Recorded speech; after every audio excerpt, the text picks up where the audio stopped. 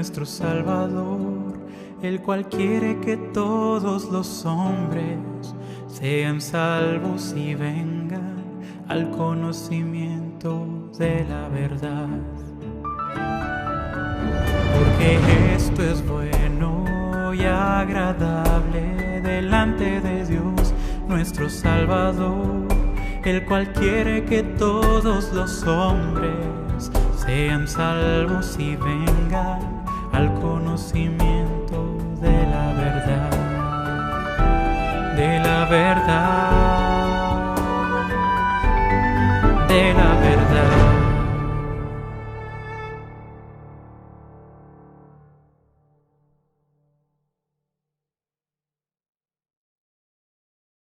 Buenas tardes, hermanos. Para introducir la alabanza me gustaría dejaros un par de versículos que se encuentran en el libro de Romanos. El primero es en el capítulo 5, versículo 8, y nos dice así: Mas Dios muestra su amor para con nosotros en que, siendo aún pecadores, Cristo murió por nosotros. Y el segundo es en el capítulo 6, versículo 23. Porque la paga del pecado es muerte, mas la dádiva de Dios es vida eterna en Cristo Jesús, Señor nuestro. Pues es de mucho ánimo saber que podemos ir a los demás con estas buenas noticias que Dios nos ha dado a nosotros para que también se las demos a los demás, sin miedo y sin temor, porque es algo bueno para sus vidas. Y es que Dios les ama tanto que les quiere dar una nueva vida con propósito, sin temor, sin miedo, y llena de bendición, y una vida eterna que no se acabará jamás. Pues bendiciones, hermanos.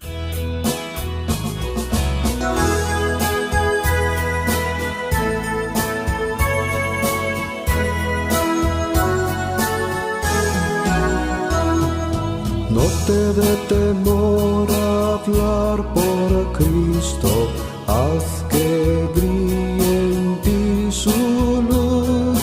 Al que te salvó confiesa siempre, todo debes a Jesús. No te dé temor, no te dé temor, nunca, nunca, nunca. Es tu amante Salvador, nunca pues te dé temor. No te dé temor hacer por Cristo cuando de tu parte está. Obra con amor, con fe y constancia, tus trabajos premiará. No te dé temor, no te dé temor, nunca, nunca, nunca. Es tu amante Salvador, nunca pues te dé temor. No te dé temor sufrir por Cristo los reproches o el dolor. Sufre con amor tus pruebas todas, cual sufrió tu Salvador. No te dé temor, no te dé temor, nunca, nunca, nunca. Es tu amante Salvador, nunca pues te dé temor. No te dé temor vivir por Cristo, esa vida que te da. Si tan solo en Él por siempre fiares, Él con bien te saciará.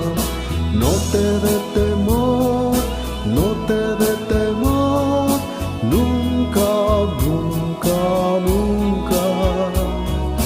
Es tu amante Salvador, nunca pues te dé temor. No te dé temor morir por Cristo, vía, verdad y vida es Él. Él te llevará con su ternura a su reino magno y fiel. No te dé temor, no te dé temor, nunca, nunca, nunca. Es tu amante Salvador, nunca pues te dé temor.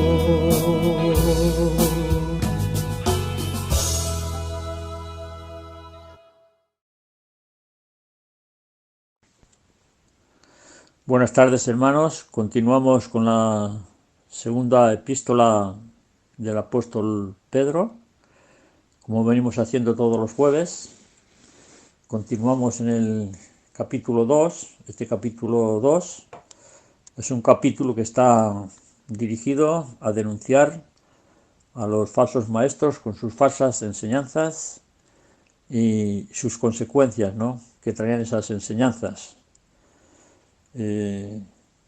Dice el versículo 2 del capítulo este, fijaos las consecuencias que tenían estas enseñanzas. Dice que muchos seguirán sus disoluciones. Estos falsos maestros, el daño que estaban causando a las congregaciones donde ellos enseñaban, ¿no? Bueno, estos tres primeros versículos nos los enseñó ya Salvador el jueves anterior y nos dejó un poco con la miel en los labios, ¿no? Porque acaba el versículo 3 diciendo: sobre los tales ya de largo tiempo la condenación no se tarda y su perdición no se duerme. Es decir, el hecho de que Dios no esté actuando en el momento, eso no quiere decir que Dios los tenga en el olvido, sino que de alguna forma está tomando nota y un día Él va a ejercitar su derecho a hacer juicio. Y aunque este capítulo está dirigido a denunciarlos, pues en los versículos del 4 al 9 parece que hace como una especie de paréntesis en los cuales el apóstol Pedro afirma que con toda seguridad estas personas van a sufrir el juicio de Dios. Dios desde luego no quiere que nadie se pierda, sino que todos procedan al arrepentimiento. Él no se deleita, ¿no?, como dice en otros pasajes, también en Ezequiel capítulo 18, ¿quiero yo acaso la muerte del impío? No, de ninguna manera. Yo quiero que él viva. Y en esta misma epístola también, en el capítulo 3, dice que Dios no quiere que nadie perezca, sino que todos procedan al arrepentimiento, ¿verdad? Y la mejor demostración de que Dios no quiere que nadie perezca, sino que todos procedan al arrepentimiento, pues lo vemos en el Evangelio de Juan, en otros muchos pasajes, ¿verdad? Pero también en el Evangelio de Juan, en ese que tanto nos gusta, ¿no? El Evangelio del amor le llamamos, ¿no? El amor. Vemos allí en Juan 3, cuando dice que de tal manera amó Dios al mundo, que dio a su Hijo unigénito para que todo aquel que en él cree no se pierda, mas tenga vida eterna. Pero es en ese mismo capítulo también, hermanos, en el que el mismo apóstol dice que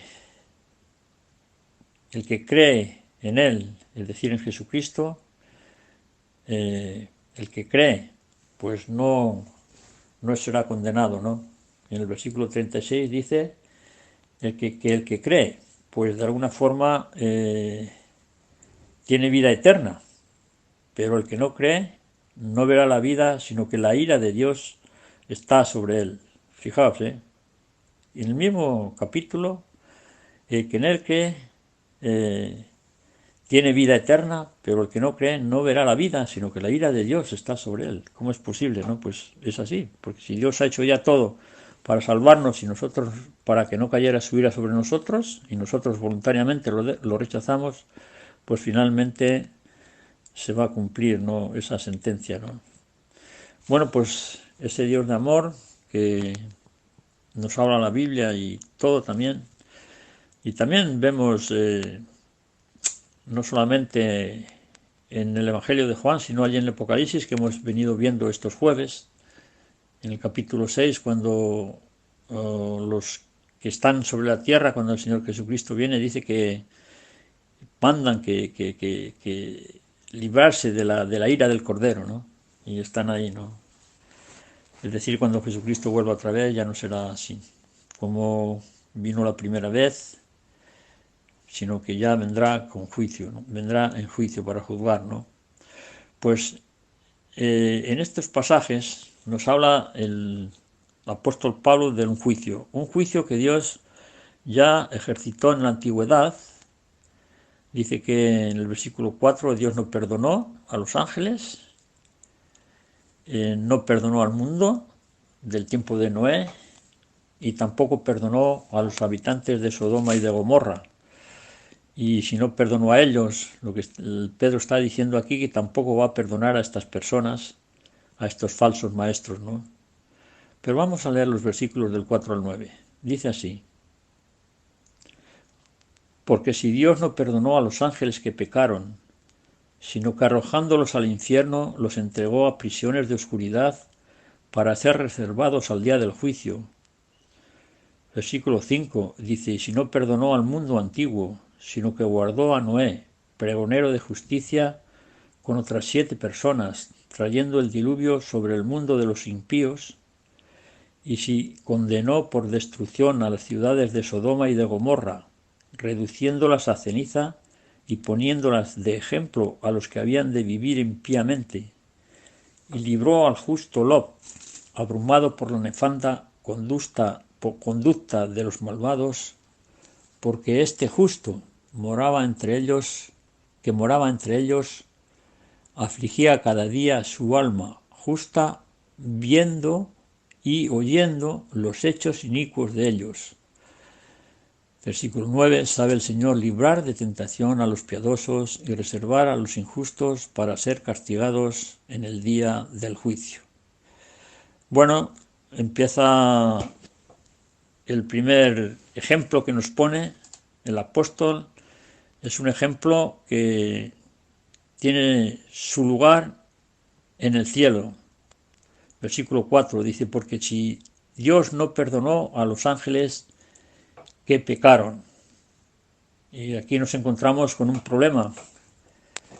¿Qué ángeles fueron esos que pecaron y qué pecado cometieron? Bueno, no sabemos mucho de esto. Hay diferentes opiniones, pero una cosa queda clara, y es que pecaron y que Dios los castigó. Es posible que aquí se refiera a un grupo de cuando Satanás se levantó contra Dios en su soberbia, queriendo ser como Dios, pues muchos ángeles posiblemente le subieron, parece que le siguieron, y son a los que aquí se refiere, ¿no? Que ahora dice que los ha arrojado de momento, por el momento, al infierno, los entregó a prisiones de oscuridad para ser reservados para el día del juicio. Es decir, ahora están estos seres, estos espíritus, están ahí en un lugar, detenidos, reservados en prisiones de oscuridad. De la palabra infierno aquí, pues posiblemente se refiera a un lugar de sufrimiento, porque más que a un infierno literal, porque el infierno todavía no ha sido inaugurado. Así que estarían en lo que llaman el Tártaro, ¿no? En lugar de en cuevas, lo que llamaban ellos, ¿no? En tinieblas de oscuridad, y eso sí, están reservados para el día del juicio. Bueno, aquí vemos que a mayor privilegio, mayor responsabilidad. Estos seres que estaban en la intimidad en el cielo, tuvieron la osadía de rebelarse contra Dios. Pero Dios no los perdonó. Bueno, seguir en el versículo 5, dice que de igual modo que no perdonó a los ángeles que pecaron, tampoco perdonó al mundo antiguo, al mundo a los contemporáneos de Noé. En Génesis 6, que es donde se relata la historia, dice que vio Dios que la maldad de los hombres era de continuo solamente el mal, ¿no? Y su designio de los pensamientos del corazón de ellos era de continuo el mal. Bueno, Dios toma la decisión de destruir a estas personas y se lo comunica a Noé. Noé aparece ahí como una luz, ¿no? Dice que Noé halló gracia a los ojos de Dios. Entonces Dios le dijo: Noé, mira, he decidido hacer esto, constrúyete un arca y entras tú y te podrás salvar. Bueno, pues Noé se lo tomó en serio y por la fe, dice Hebreos 11:7, que él construyó el arca para prevenirse del diluvio.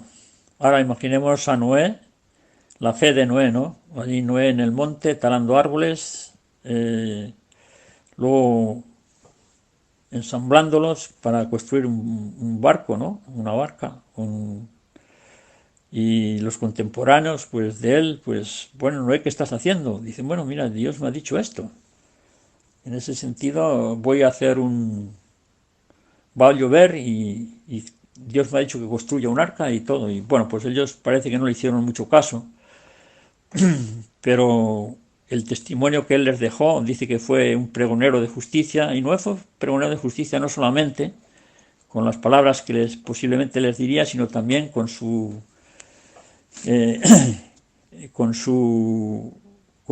el acto de hacer el arca, ¿no? Con su fe, ¿no?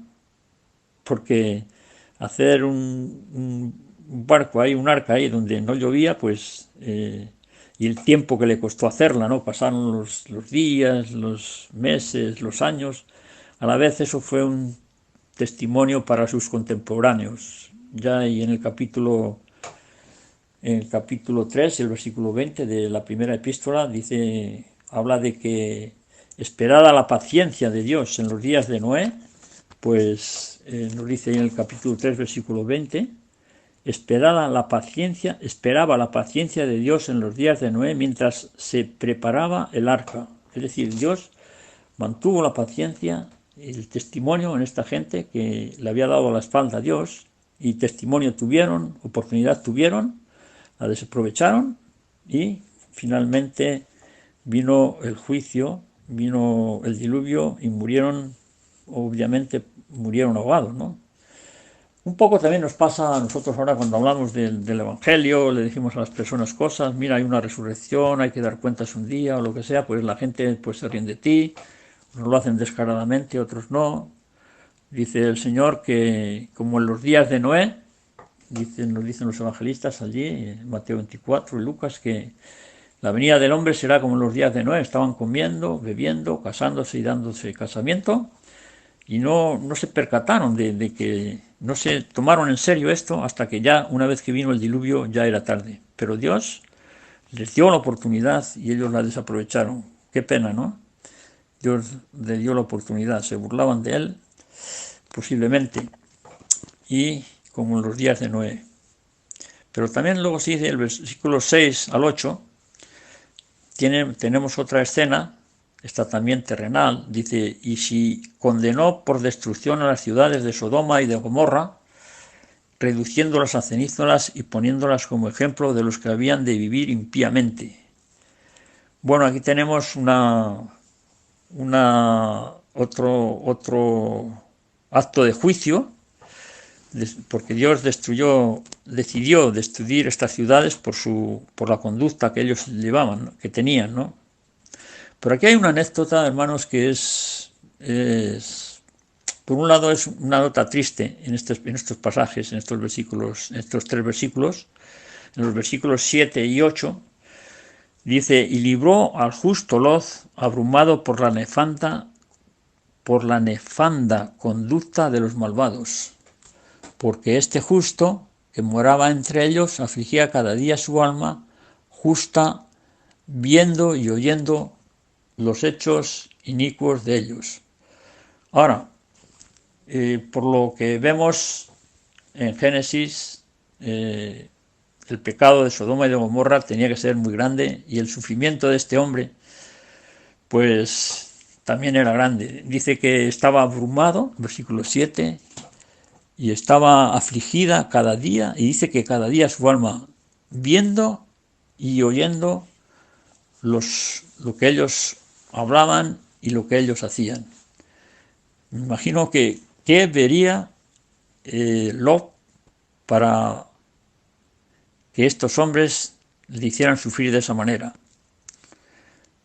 ¿Qué cosas oiría? ¿Qué cosas vería? Pues por lo que vemos en el Génesis capítulo 19, pues era vergonzoso muchas de las cosas que hacían. Era algo que, como nos pasa a nosotros ahora, oímos pues hablar de la eutanasia, de los niños, de los abortos, de los matrimonios del mismo sexo, cosas esas que nos afligen, ¿no? De alguna manera, ¿no? Pues en aquel tiempo ya había cosas de esas, también cosas parecidas, ¿no? Hombres con hombres, tenían relaciones. Bueno, ahora el problema aquí que tenemos, hermanos, con Lot es un problema peculiar, porque Lot toma una decisión sin evaluar los riesgos que conllevaba.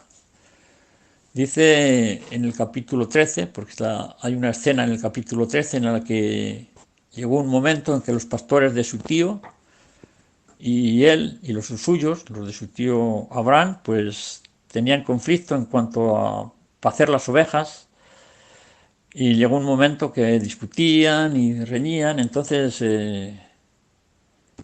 Abraham, que además le dijo, Abraham tenía la opción de elegir él, pero fue generoso con su sobrino, le dijo, mira, pues vamos a cortar esta situación que hay entre los pastores, como hay mucha tierra, si tú te vas a la derecha, yo me voy a la izquierda, o al revés. Entonces dice allá en Génesis 13 que, hablando de Lot, en Génesis 13, dice que alzó sus ojos, versículo 10, y vio toda la llanura del Jordán, que era hermosa, que era de riego como el huerto de Jehová, como la tierra de Egipto. Y entonces él, al ver, se dejó seducir por la hermosura, ¿no?, de esto. Y versículo 12 dice que acampó en la tierra de Canaán, Abraham acampó en la tierra de Canaán, en tanto que Lot habitó en las ciudades de la llanura, dice, y fue poniendo sus tiendas hasta Sodoma. Es decir, Lot, él tomó esta decisión, una decisión equivocada, y pagó las consecuencias. Y él sufrió, ¿no? Él sufrió mucho, porque dice que sufría y se afligía su alma cada día, ¿no? Pero él en parte se lo buscó un poco, ¿no? Se dejó llevar por las atracciones del mundo, ¿no? Y ya el apóstol Juan en su primera epístola nos advierte de todo eso. No habéis en el mundo ni las cosas que están en el mundo, porque todo lo que hay en el mundo, los deseos de la carne, los deseos de los ojos y la vanagloria de la vida no provienen del Padre sino del mundo, ¿no? Pues Lot de alguna forma se dejó imbuir por el mundo, así que de alguna forma sufrió esas consecuencias. Luego vemos cómo acabó allí, fue salvado por la misericordia de Dios, ya finalmente allí ya estaba a punto lo tuvieron que coger a toda prisa a los ángeles en el capítulo 19, y largaron y lo cogieron, dice el versículo 16, que ya estaban a punto ahí de eso, dice el versículo 16, y deteniéndose él, los varones asieron de su mano y de la mano de su mujer y de las manos de sus dos hijas, según la misericordia de Jehová para con él.